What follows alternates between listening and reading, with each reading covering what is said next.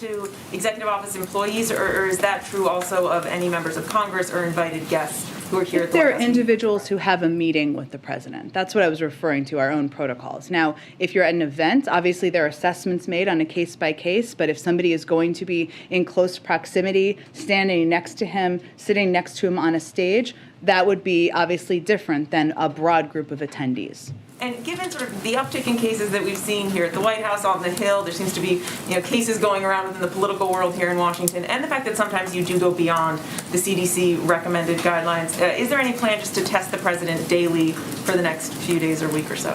That would be a decision made by his doctor, but that is not deemed to be necessary at this point. And on another topic, a service agent from the First Lady's detail was placed on administrative leave after they associated with and were provided gifts from two men who were pretending to be Homeland Security investigations agents. Is the First Lady aware of this? The President aware of this? How concerned are they? I don't have any comment from here. I'd point you to the Secret Service and others investigating. So do you have any further guidance on what these two men were after or who they may have been working with? It's being investigated, and I would point you to the proper agencies for any further comment. Go ahead. Thanks, Jen. Back on COVID, it's pretty clear that vaccines and boosters are not going to prevent you from getting COVID. But we know from science that masking does. Given you yourself saying, how transmissible BA2 is, are there any conversations happening here on campus at the White House to reinstate a mask mandate?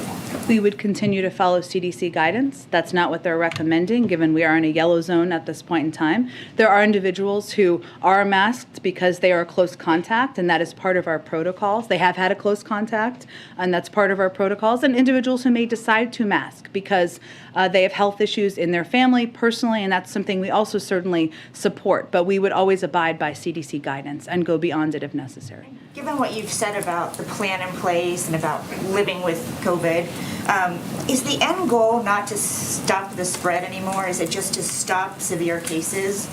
Well, or again, are you still trying to stop the spread?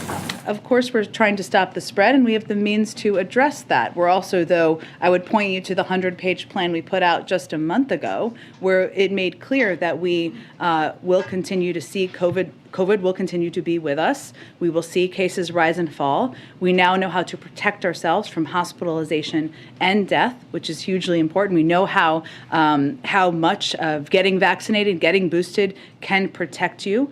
And we know here in the White House, of course, 99% of people are vaccinated. Many, many people are boosted.